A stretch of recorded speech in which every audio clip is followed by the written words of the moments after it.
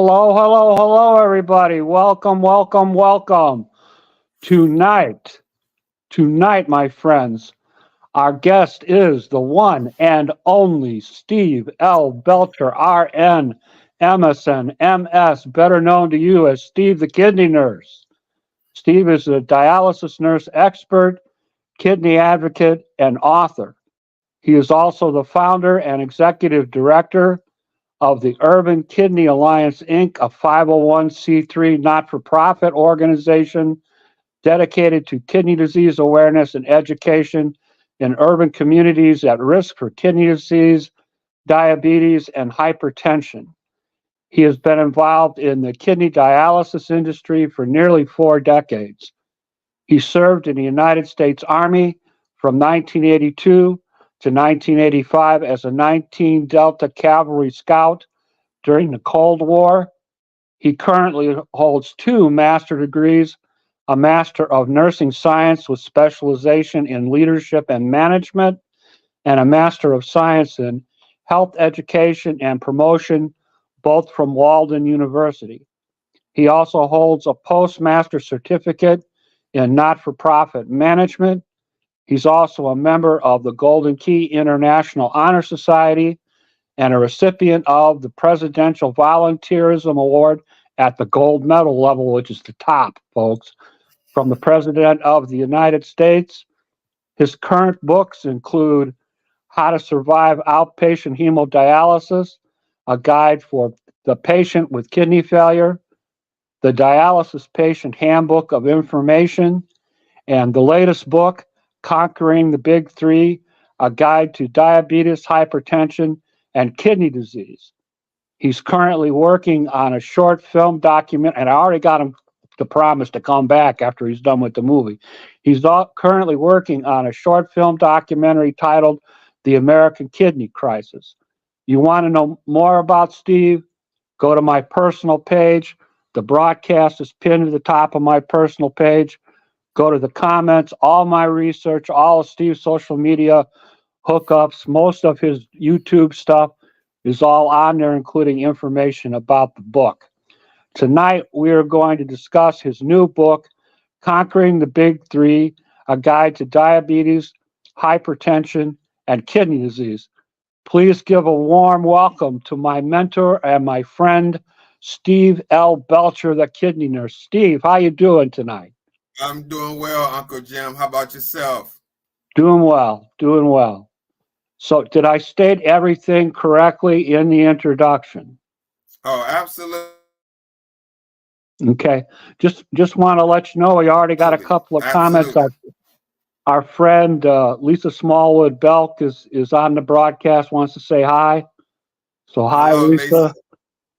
Hope you're doing all right. Tell us a little bit about where you grew up, your education, and your employment experiences. Could you repeat that one more time? You broke up a little Okay. bit. Tell us a little bit about where you grew up, your education, and your employment experiences. You okay? Oh, absolutely. I grew up in Washington, D.C., a section of Washington, D.C. called Riggs Park Northeast. Middle class. Both of my parents and my sister was my family unit. I had a pretty normal childhood. I mean, other than, I was one of them kids that got bullied as a child, but, I overcame that. And really, I just like any normal, and I worked during high school. I worked at a warehouse for a little bit. Then I worked in Arthur Treacher's Fish and Chips, if you remember that. I also played baseball, in high school. And pretty much once I got to the 12th grade, I kind of took the shortcut route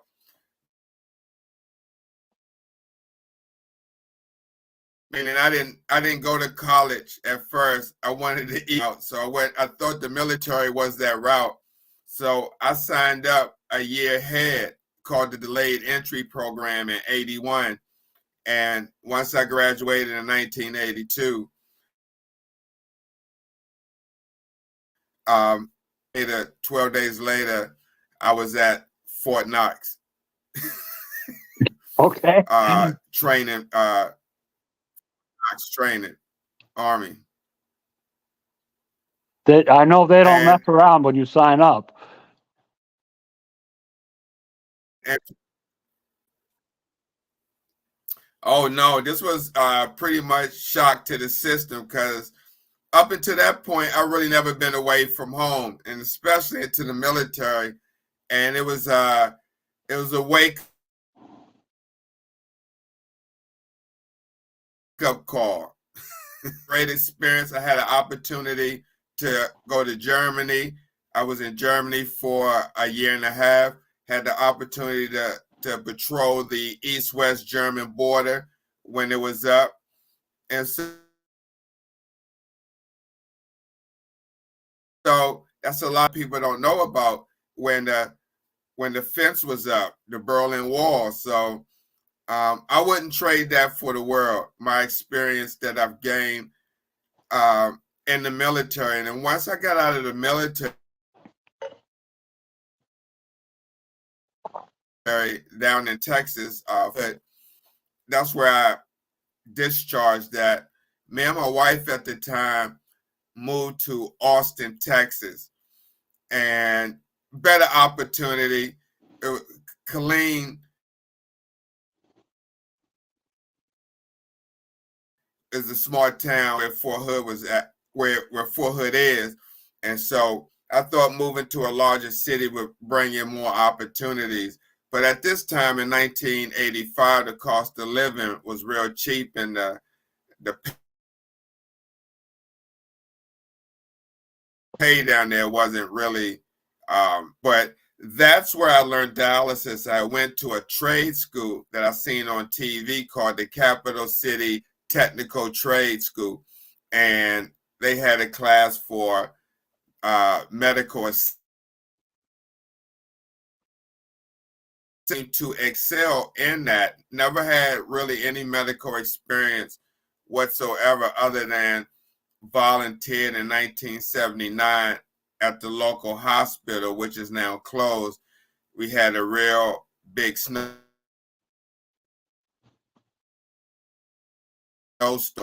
and I went to help with wheelchair, moving patients around in a wheelchair and stuff like that, volunteer work. But that was it. And I asked the job placement people if they knew where I could find a job to learn in to kind of match with what I was doing in the classroom. And they gave me a number to the Austin Diagnostic Clinic, which is where I learned dialysis in 1985. And from there,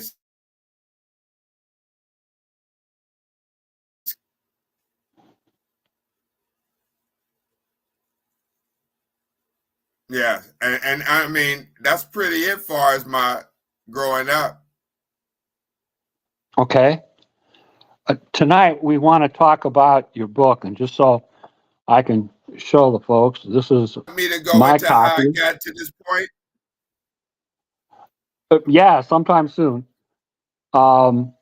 This is my copy of the book. I've read it. I can recommend it. I plan on writing a book review. Steve did a wonderful job. Great research, terrific information. We're not going to spill everything in the book tonight, but I will ask some questions. Hopefully, it'll pique your interest. You can find the book on Amazon. You can also find it on Steve's website. So go buy the book, folks. It's not that expensive, and it's great. Okay. Uncle Jim, did you Yeah, want me but to did you want me to talk about how I got to this point as well? yeah, sure, if you want to. No, I didn't know when you wanted me to explain the background all the way up to. Yeah, go ahead. how I got here to this show. I'm sorry. Okay. No, go ahead, man. No, I mean, pretty much how we got to this point, Uncle Jim. I didn't, you know, say one day I wanted to write. I was in my career doing dialysis, and in 2018, I was at work one day, and I was working for one of the big companies, and I happened to go to the restroom, but I was rushing. What happened, I went into the rushing to go inside the doorway to go into the employee locker room where the bathroom was located. And I ended up slipping on some solution, some acid solution that's used for dialysis. And it leaked to the point where it went into the employee locker room, but under the floor. And it bubbled on my back, Uncle Jim. And that pretty much ended my career full time as a nurse, because now, I can't stand on my feet for so long.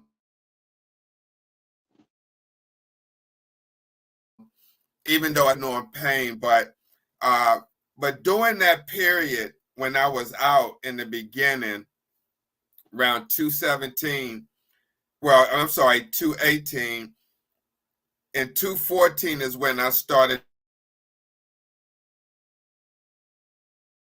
I was working in dialysis. I was starting to see patients have issues getting medicine. This is when I started to really see stuff happening, and other people working in this health field going to work, was happy that they were open work if I need overtime or something like that. But each time, and this was back around 2012, is when I first started realizing what was going on. And in fact,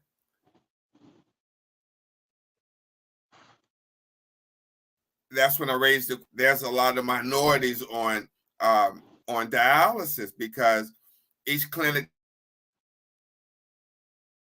chair, it was a minority. I mean, you'll see maybe one white person in the morning, maybe two in the evening, but the majority of the people that were sitting in the chair were some Spanish people. And so it was just mind-boggling to me. And then I started seeing how they were placed in the communities next to liquor stores. $20 was just coming along, burger places. And I was like, this is really crazy. And then when I was working in the clinic, patients would take patients' pressures were high, and we asked, did you take your blood pressure medicine? And then I would get answers like, no, I ran out, or I didn't have enough money to get it, or they had to make a decision to get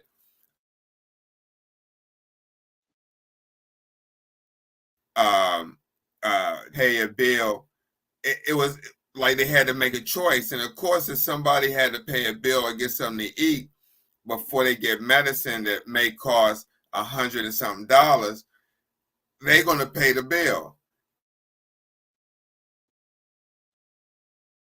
I decided to try to do something about it, and that's where the involvement of urban kidney lines came about. And so at first, I was using that organization, but then it got too much. I really started to see the red tape behind the scenes when it came to fundraising and helping patients.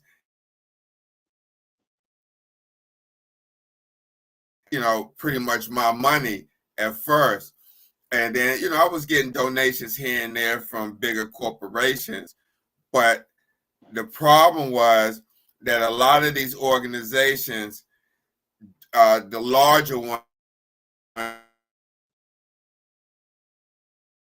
give to organizations that help patients or people pay financial bills.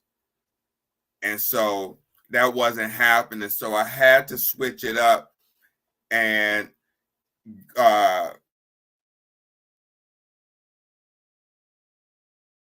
fall back from helping people financially because it was beginning to be too much. So now the emphasis is on education. And then I was doing that.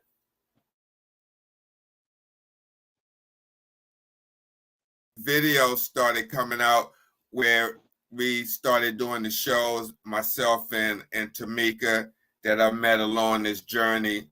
There was a technician in Philadelphia. She had came down to one of the events,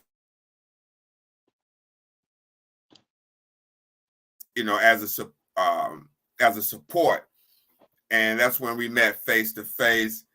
Started that, and then we did the shows, and that's when you came along later on when we was doing the show. Kidney Stories were pretty much kind of, I would say, went their own way. Several people passed away, like Cy, who was hosting one of our shows, and a couple of other people.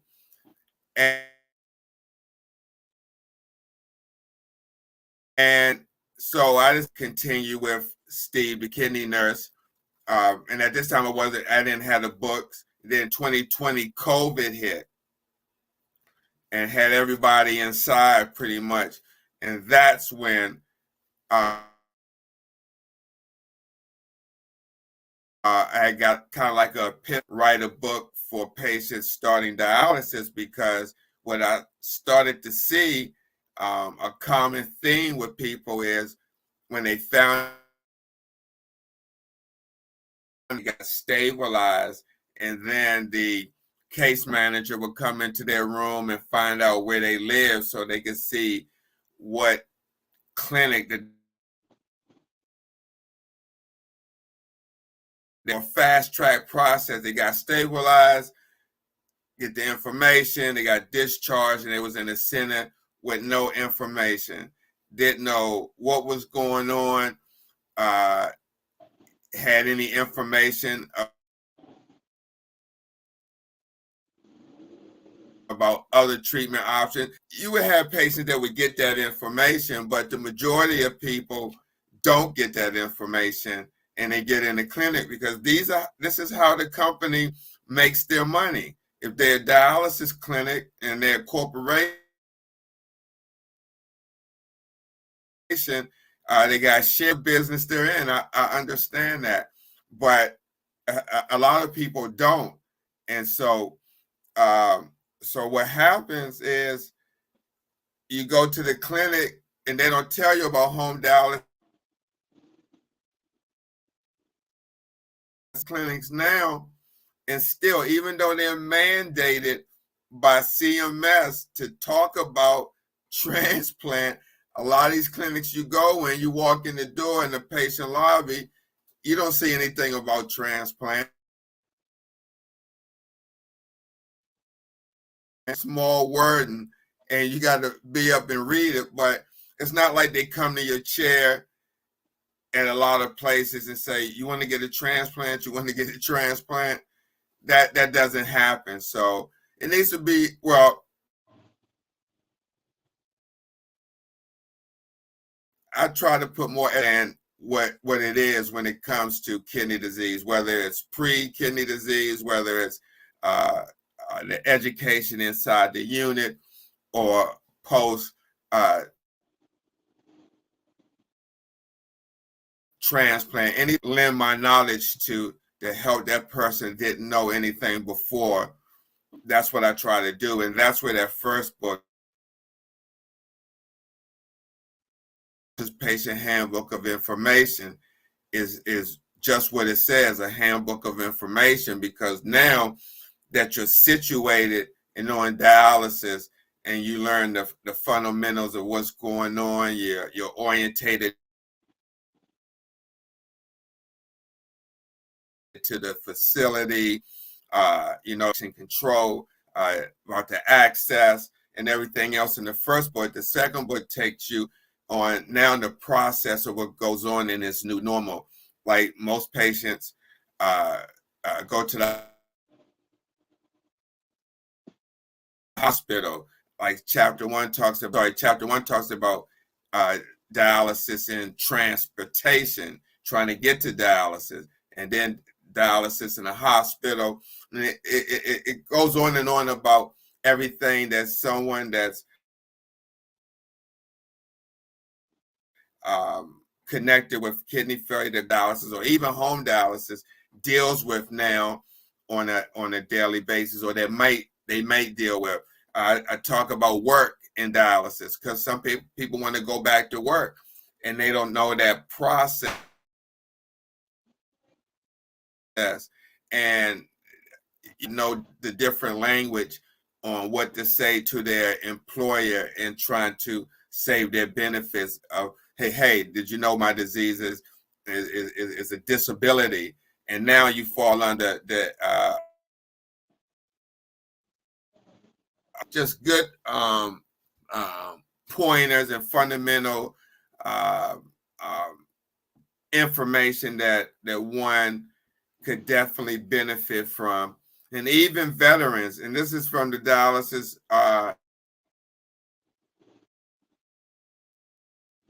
and in your access, infection control, emergency preparedness, diet and dialysis, family life and kidney disease. And that's an important chapter, family life and kidney disease, because kidney disease don't just impact disease, but the whole family as a unit.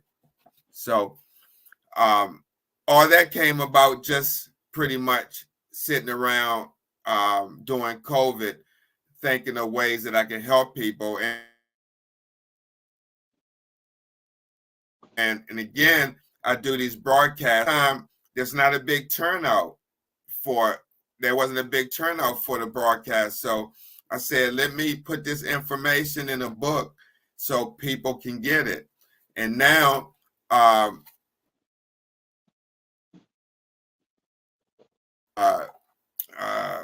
A Guide to Diabetes, Hypertension, and Kidney Disease, I decided to focus on people at risk for these diseases and trying to get this information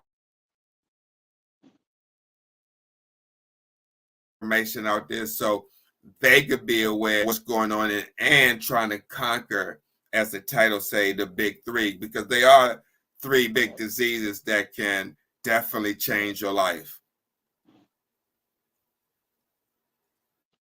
Okay. Tonight we want to talk a little bit about your third book, Okay. Conquering the Big Three, A Guide to Diabetes, Hypertension, and Kidney Disease. How did you come up with the idea for this book?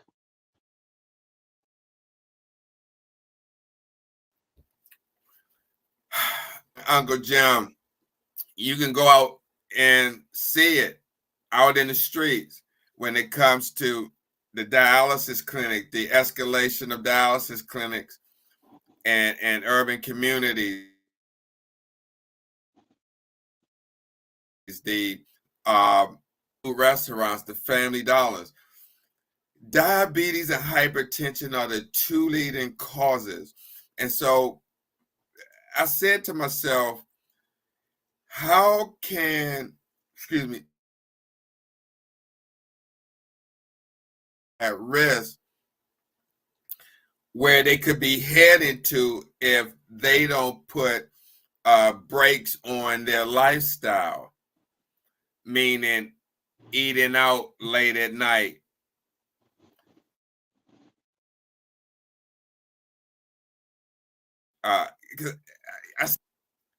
Once you go outside, it's 8:28 where I'm at. I could be out driving at 10 o'clock, riding past one of these fast food restaurants, and the drive-through is almost out the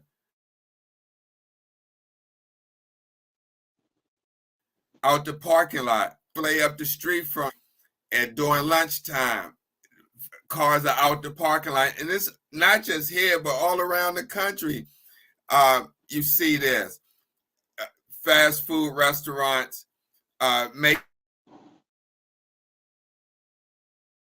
the killing and making EBT cards, and these are electronic cards that are issued by the state for people to, go in and get groceries, almost like maybe WIC, food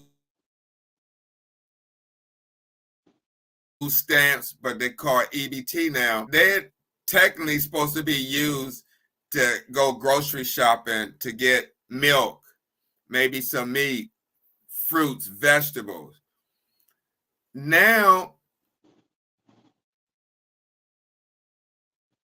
these EBT cards, so they're making it more accessible and easy for people to eat unhealthy to eat healthy. And now, in most of these urban, they have taken away the supermarket, and so now they make it harder for people to travel, people that don't have to get to it, because they done taken it out the neighborhood, and now you have access to corner stores, convenience stores, Family Dollar or Dollar Tree, which was in food. And because, let's be real, if you work in 2 jobs and you get off at 9, 10 o'clock at night, who's going to want to cook?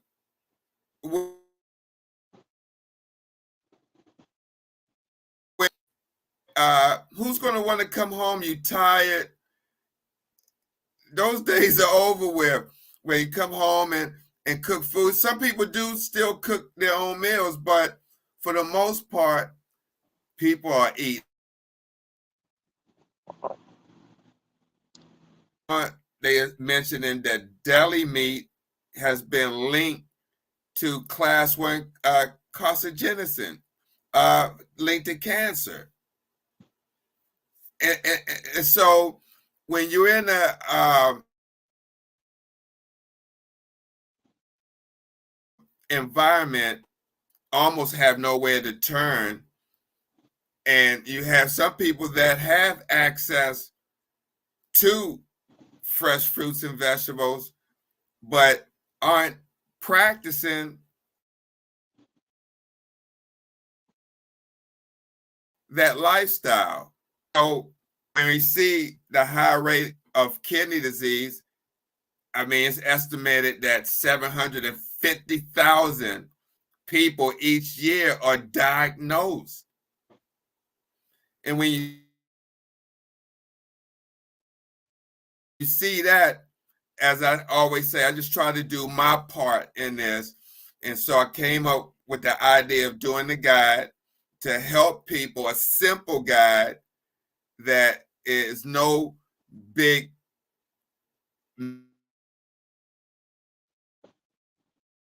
and can read, and it's not intended to replace but as a companion to whatever information they got to what's the word I want to use, to kind of It's like a supplement. their um, primary care provider or their endocrinologist or whoever they're seeing.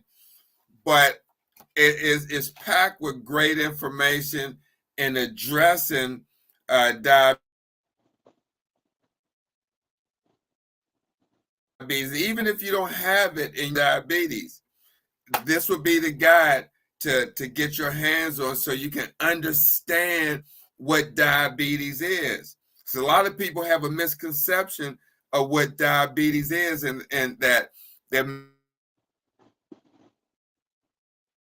maybe drinking too much sodas or eating sweets, which that can play a big part, but you got to look at the food that you're eating, because diabetes and heart disease are linked together. And the reason that is because of the food, that fat, that same fat that's causing plaque in the arteries, that's blocking to the heart, to to put people at risk for heart disease, is that same plaque preventing the pancreas from putting insulin, from the insulin from putting sugar in the cells to be used for energy. But you have to start somewhere, and comes into play, Uncle Jim. Okay. How long did it take you to write this book? Too long. Well, actually,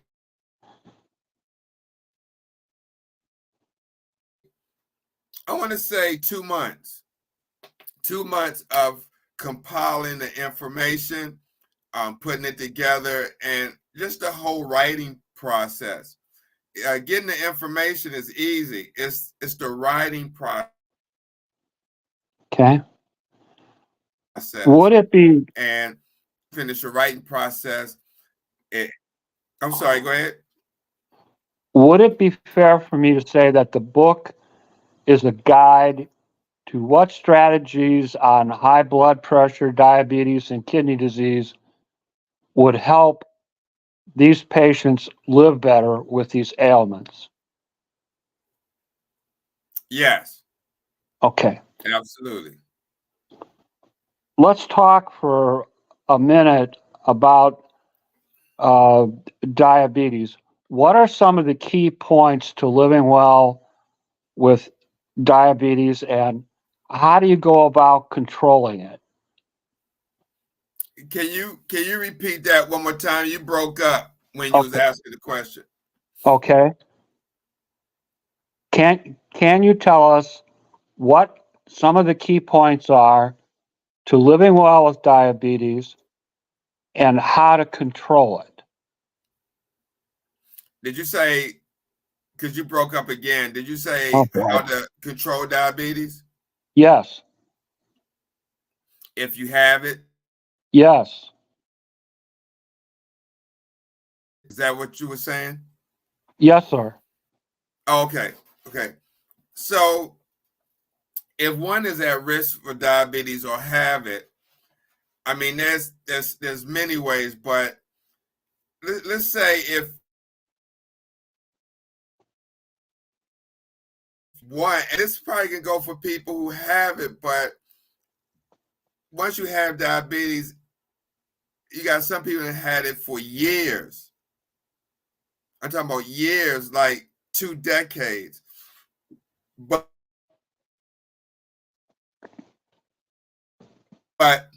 for the most, and that comes with lifestyle changes. That's the biggest, is lifestyle changes. Changing the diet, being mindful of what you're eating, the fried food, the high caloric, that plays a big part, because when you eat foods that's high in calories, you want to burn it off, because if you don't, if you have a sedentary lifestyle, meaning if you're just sitting around, you're not moving or exercising, exercising. It doesn't have to be exercise. It could be something like gardening, dancing, any type of movement that burn calories. If you're not doing that, then those calories are going to add up. It got to go somewhere. So it's being so now if you have diabetes, now you really have to be very, very intentional in controlling it and managing it, because 7, 8, 9, and that high A1C, it's about getting that down, about following that diet. Now you may go diabetes medicine or taking insulin because the high blood sugar. Now they put people on Ozempic to help control weight.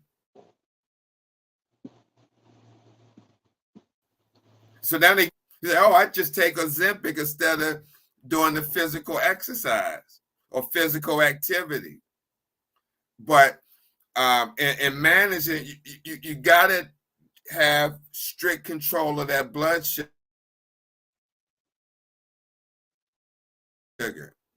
Again, the whole diet, monitoring your blood pressure, getting regular checkup, controlling your blood pressure. Because, Uncle Jim, when you have diabetes and it's not, that shit could go up, it can go down, go up, go down. Instead of having a steady control, for a lot of people, it can fluctuate. And one of those times that it can fluctuate and be high, some people actually go into a diabetic coma because of that. And so keeping very, very strict control of the blood sugar is very important. I can't overemphasize how important that is. It comes in because, again, I've met people that had diabetes type 2. I'm just speaking of type 2, not type 1, but type 2. 10, 15, 20 years, Uncle Jim, when they should be making these lifestyle changes, maybe seeing a diabetic or diabetes educator, a nutritionist, and staying on top to pretty much reverse that condition. But if you have this disease for a long period of time, diabetes, now it can start affecting other organs. If sugar is high, then it's going to start affecting other organs like your eyes, retinopathy, neuropathy, your feet, where affect your veins in your legs.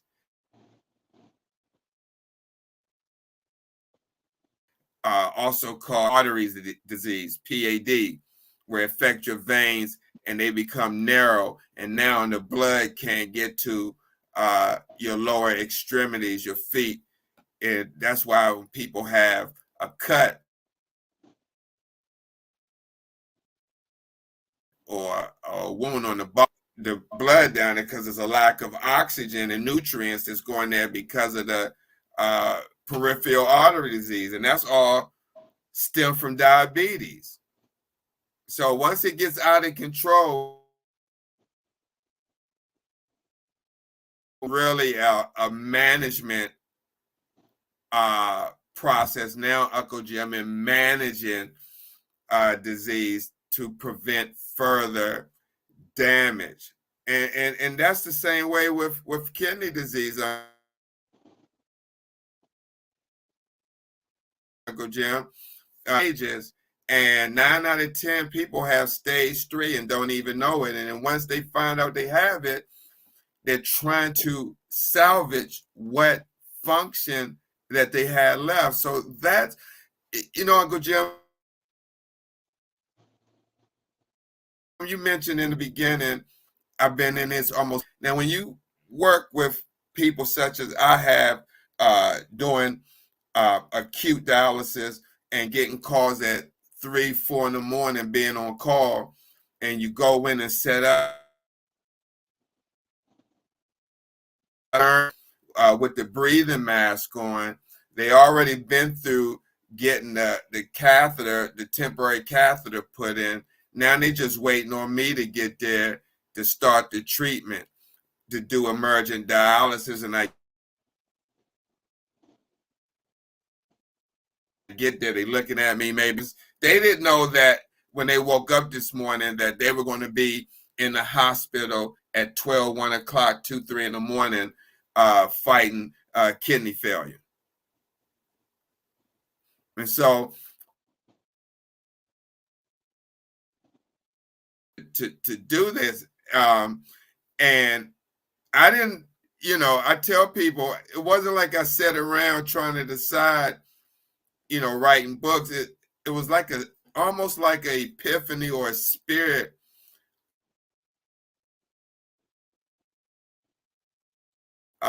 was telling me. And believe it or not, I'm working on a fourth book, and I'm still working on it. I'm going to probably have it out, and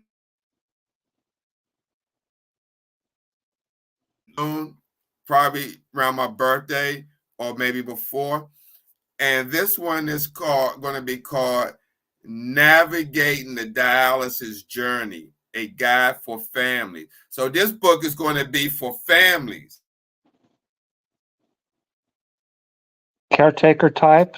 So they can learn about kidney disease and what they can do as a family unit to deal or manage this situation that their loved one now is dealing with. Okay.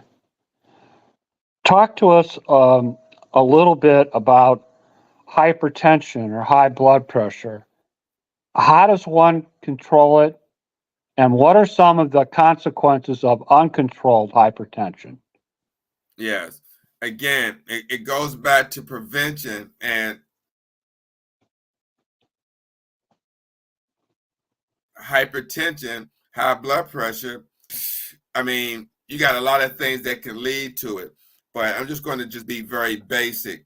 If you don't have any other conditions that lead to hypertension, and you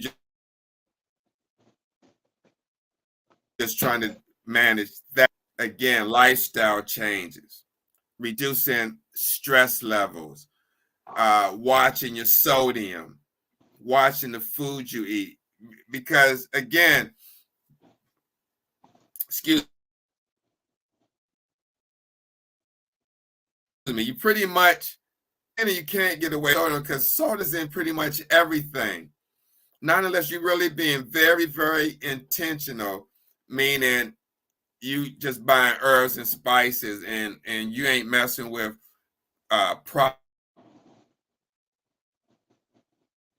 just buying fresh stuff and making your food. That's being very intentional. But if you're like the majority of people out here, fast food, working maybe 1 to 2 jobs or long out to eat, eating chips, pretzels and stuff like that, it's about controlling the sodium, removing a lot of those products out of your life and changing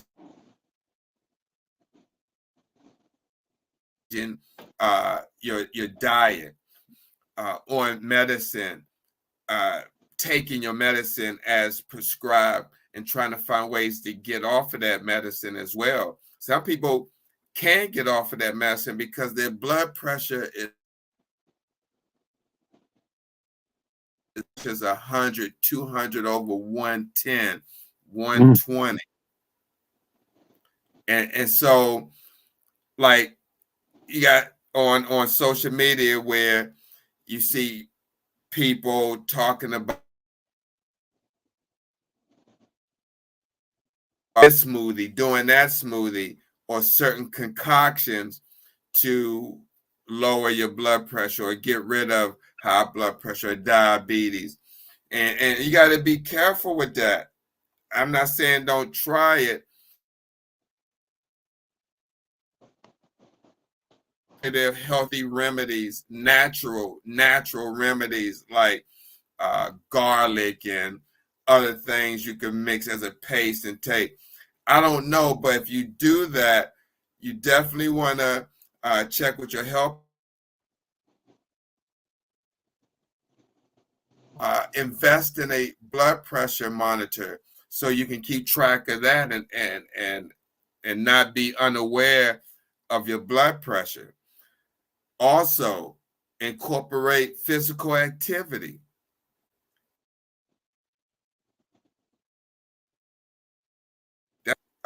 Control your blood pressure. Stress reduction exercises or techniques, going for a walk or getting away,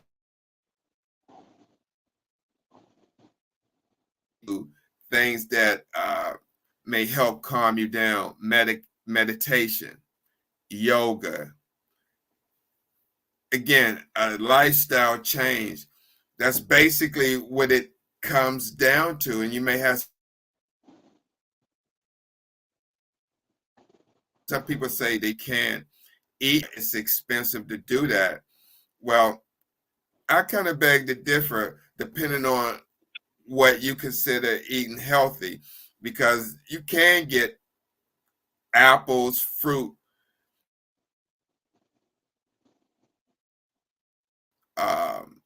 vegetables, and make a smoothie to incorporate this stuff in your life. And if you are eating out, may I suggest looking at the menu and making, if you can't stay away from McDonald's, get the salad or reduce your calories or do it in moderation. I don't expect anyone to walk away or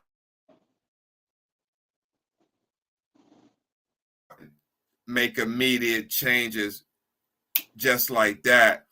It takes small steps, because one may try to go out here and do everything at one time and become overwhelmed.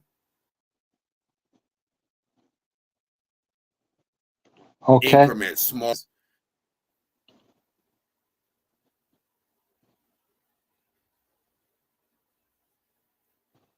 All right.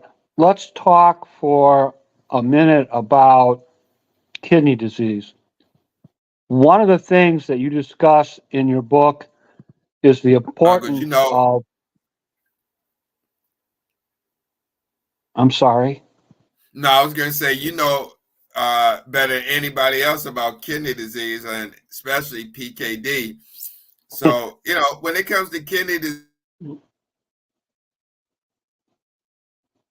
disease, that's a big field, because um, even though what I talk about and educate is pertaining to the two leading causes area, and that's diabetes and hypertension, because those are two preventable diseases. But kidney disease can come by way of PKD, polycystic kidney disease, lupus nephritis, sickle cell, genetic diseases that involve the urinary system and the kidneys. You can get kidney disease from get a stroke on your heart that can knock out your kidneys because it's reducing the blood flow to it. COVID, certain antibiotics.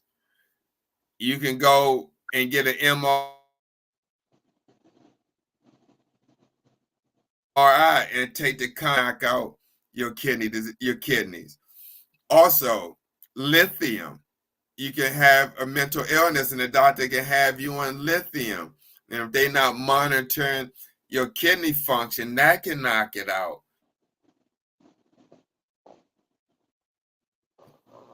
NSAIDs or ibuprofen for maybe long-term or chronic pain, that can knock out your kidneys.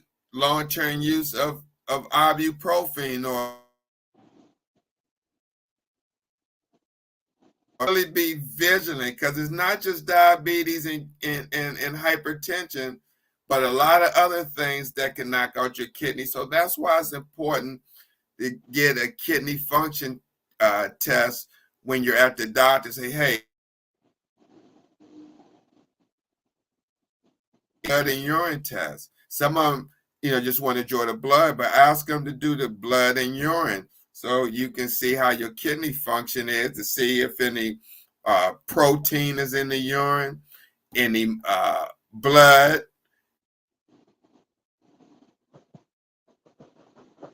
Because, blood in your urine, there could be trace of it, and you won't even see it with the naked eye. But don't get that test done. And when you go to the doctor and you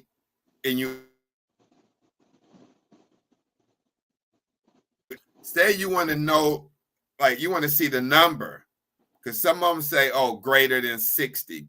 Long as it's greater than 60, you ain't got to worry about it. But then it asks the question, well, what is it, 61? Is it 62? Because, again, there's 5 stages, and they categorize those stages by reference numbers. And so if we just tell you it's greater than 60, you can be at 61, which falls in, I believe, stage 2. 60 to 50, 59, I'm sorry, 89 to 60. And so at least you're at stage 2. But if you just say greater than 6, my kidneys are well, then a year from now or whatever, if you're not monitoring, that number could be creeping up on you and you don't even know, because they didn't tell you the number. You just know it was greater than 60. Okay. Steve, I want to... So you got to be an advocate in your own. Okay. I'm sorry, Uncle Jim. No, go ahead, buddy. You're doing good. No, I was just going to say you got to be an advocate in your own care when it comes to finding out about your kidney function. Okay. Let's talk for a minute about... Nobody else will. Absolutely. Okay. Let's talk for a minute about where we can purchase the book. I'm putting up on the screen now the link to Amazon.com and also the link on your website. What is the main link on your website? I think it's SteveTheKidneyNurse.com. Is that correct? Yes. They can order the book from... You was right, Amazon, also Barnes. And this is the thing, if you get it from my site, we got a special going on where it's going for $19.99, opposed to Barnes & Noble and Amazon is $24.99. And if you order from us, if you want a personal sign, I will sign the book and send it out to you. So that's SteveTheKidneyNurse.com, and just go to shop. And I have other... Just so people know what the book looks like. Great information on it. Yes.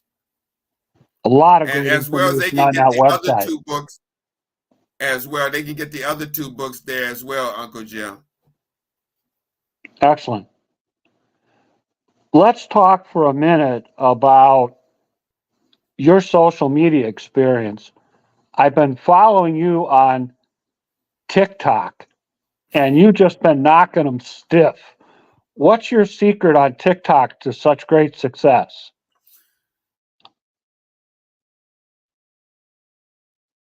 We're trying to get up there.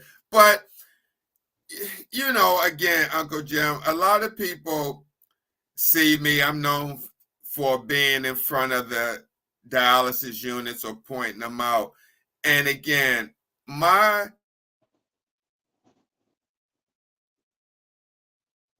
um my purpose in being at the dialysis clinic is not to discourage or say no to dialysis or anything like that. I mean, I work in dialysis, so you know, if you need it and if you want to stay alive.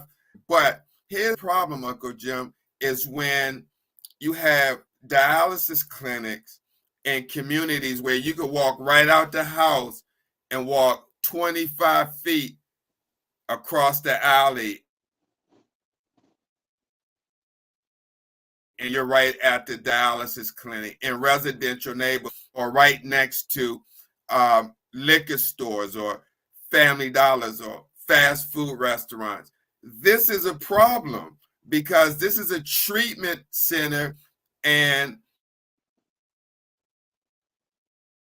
pension are, you know, I ain't gonna say as a result of the foods in these places, but it's been a link to these fast food for diabetes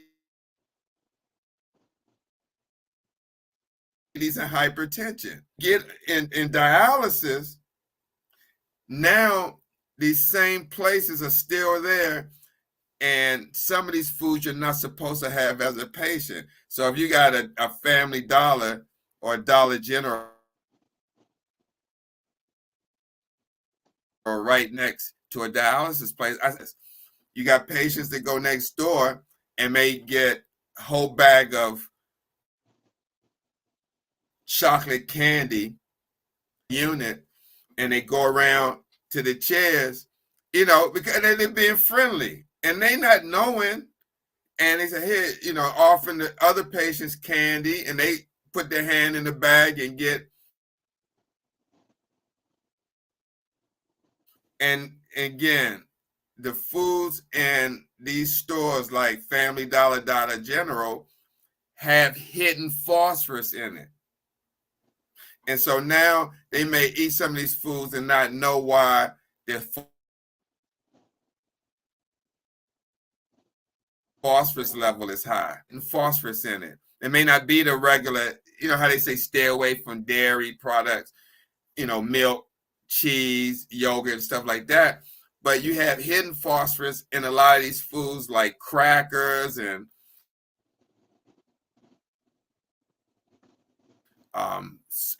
buns, and one may not know about it. And then that's where these stores aren't doing any good because, again, when you have other treatment places like cancer treatment centers, they're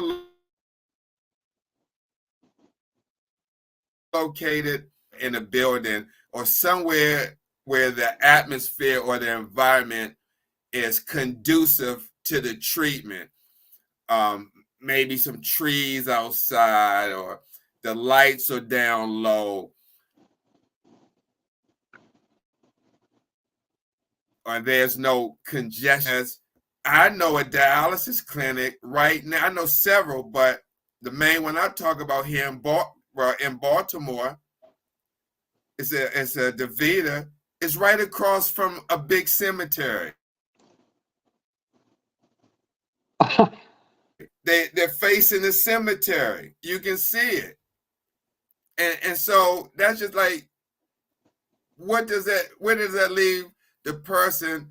You know, mentally, you walking out the door and you already dealing United States, and you walking out the door and it's a cemetery across the street. For some people, they may not even make the connection or even pay attention to it, or say, and that's okay. But to me, when I see that, you would think these could have better tact in placing these facilities.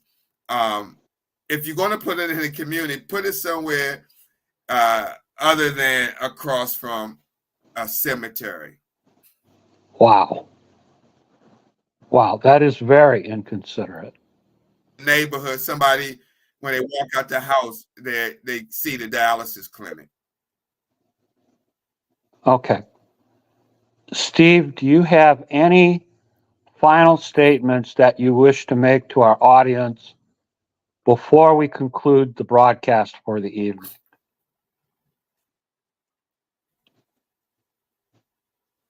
You kind of broke up a little bit, Uncle Jim. Could you repeat that one more time? Sure.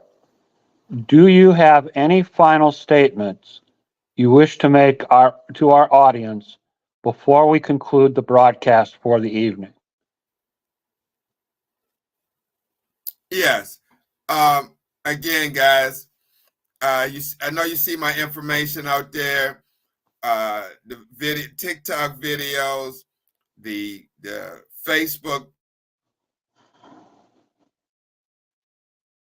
post, and all I'm trying to do is raise their awareness times 10. Kidney disease is not going anywhere, as well as diabetes and hypertension. There always been the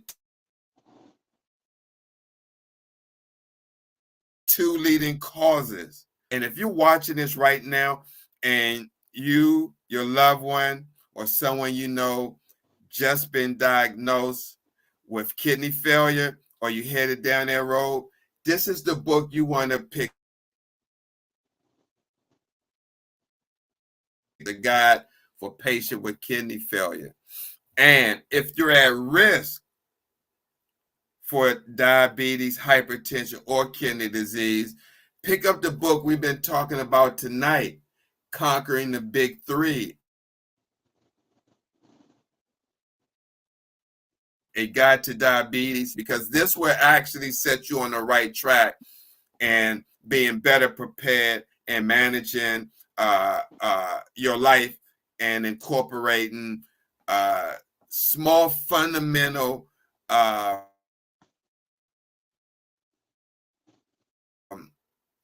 controlling your blood sugar, monitoring it, taking your blood sugar if you have a glucometer, checking your blood pressure, and checking your kidney to see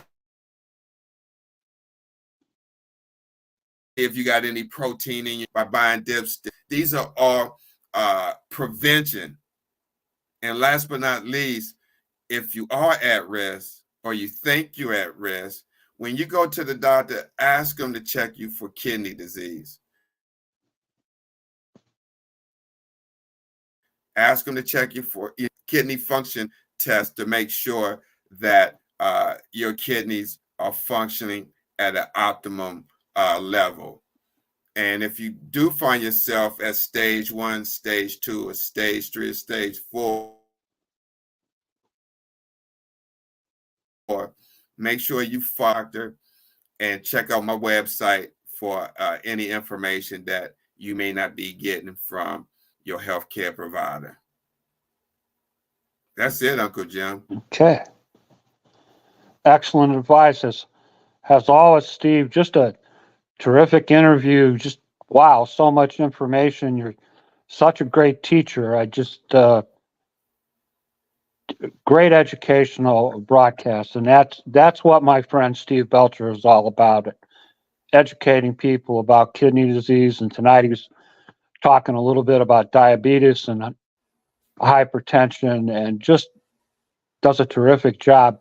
Make sure you go and check out Steve's book. Just an excellent book. It's his third book. He told us tonight he's getting ready to write a fourth, apparently for caretakers.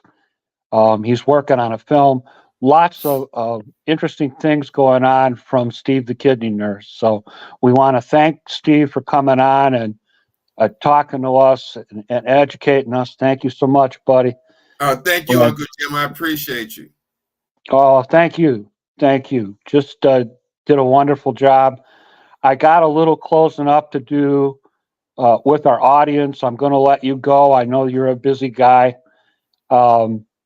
So I want to say thank you for coming on, Steve, and thank you for taking the time to speak to us. Oh, absolutely.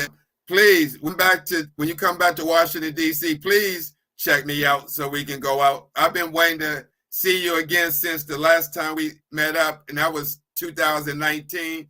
Or it was 2019. Yeah, well, don't worry, buddy. As soon as I get everything closed up on this broadcast, I'm going to send you an email, let you know when I'm going to be in DC, what hotel, all that kind of stuff. Absolutely. It'd be my treat for dinner. All right. I like that. All right, buddy. You take care. I'm going to close some things up. And thanks again, thank Uncle you so Jim, much, for bringing Steve. me on. All right. All right. Take care. All right, you too, Uncle Jim. All right. You take care, my friend. All right. That's our broadcast for tonight. I've got broadcasts scheduled all through April. So